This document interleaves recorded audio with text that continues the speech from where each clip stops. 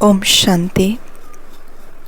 आज का वरदान है, ज्ञान के साथ गुणों को इमर्ज कर सर्वगुण संपन्न बनने वाले गुणमूर्त भव। ज्ञान के साथ गुणों को इमर्ज कर सर्वगुण संपन्न बनने वाले गुणमूर्त भव। बाबा ने हमें गुणमूर्त बनने का वरदान आज दिया। बाबा ने कहा, हर एक में ज्ञान बहुत है, लेकिन अब आवश्यकता है गुणों को इमर्ज करने की। हर एक में ज्ञान बहुत है, लेकिन अब आवश्यकता है गुणों को इमर्ज करने की। इसलिए विशेष कर्म द्वारा गुणदाता बनो।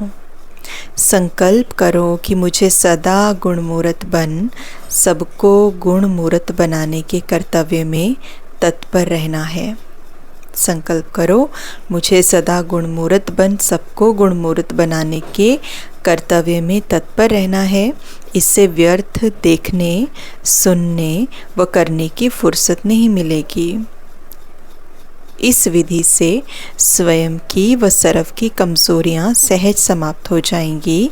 तो इसमें हर एक अपने को निमित्त अव्वल नंबर समझ सर्वगुण संपन्न बनने और बनाने का एग्जाम्पल बनो।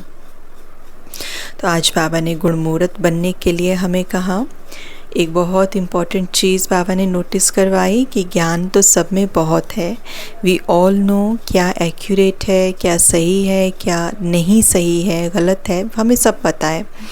लेकिन अभी आवश्यकता बाबा ने बताई क्या है, गुणमूर्त बनने की। और इसीलिए अपने कर्मों द्वारा हमें दाता बनना है। एक तो है कि जो हमने सुना है, जाना है, पहचाना है, हम उसको शेयर कर रहे हैं।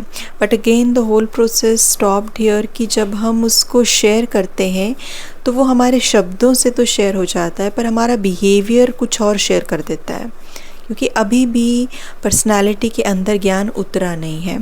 तो इसीलिए क्या हो जाता है कि गुणमूर्त नहीं बन पाते हैं। शब्द कुछ और बोल रहे हैं, कर्म कुछ और बता रहा है।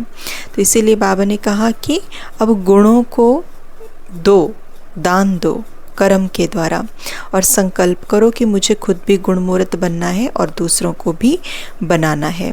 और जब ये संकल्प कर लेंगे कि मुझे गुणों द्वारा ही सेवा करनी है, अर्थात मुझे अपने कर्म द्वारा ही सेवा करनी है, जब हम ये संकल्प कर लेंगे तो हमारा फोकस जो है शब्दों से हट के कर्म पे आ जाएगा।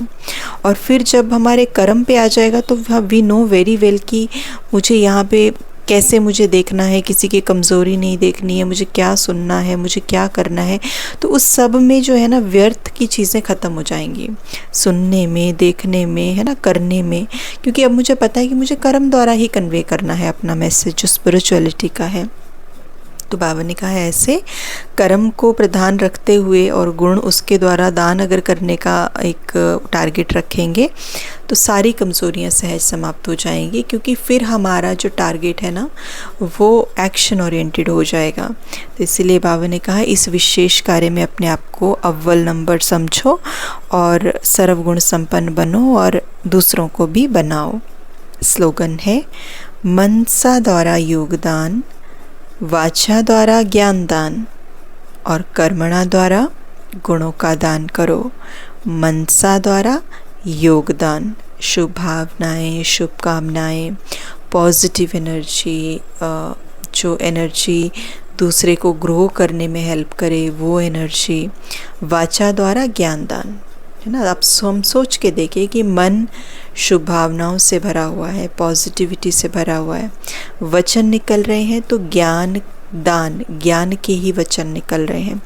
और जब हम कर्म कर रहे हैं तो उस कर्म के अंदर वो ज्ञान जो अंदर हमारे समाया हुआ है वो ही निकल रहा है। तो बेसिकली कर्म से गुणों का दान हो रहा है। तो अगर ये तीनों एक सिंक्रोनिसिटी में आ जाएं, अगर ये तीनों एक तरीके से काम करें तो कितना अच्छा होगा। लेकिन अभी क्या हो जाता है, पुरुषार्थ है इन तीनों को सेम करने का, जैसे कल भी बाबा ने वरदान दिया था। लेकिन अब क्या हो जाता है, जैसे बाबा ने कहा था ना, कथनी और करनी सेम होनी चाहिए। Whatever you are thinking and whatever you are doing should be in alignment, same होना चाहिए। वो अभी तक सेम नहीं है ना।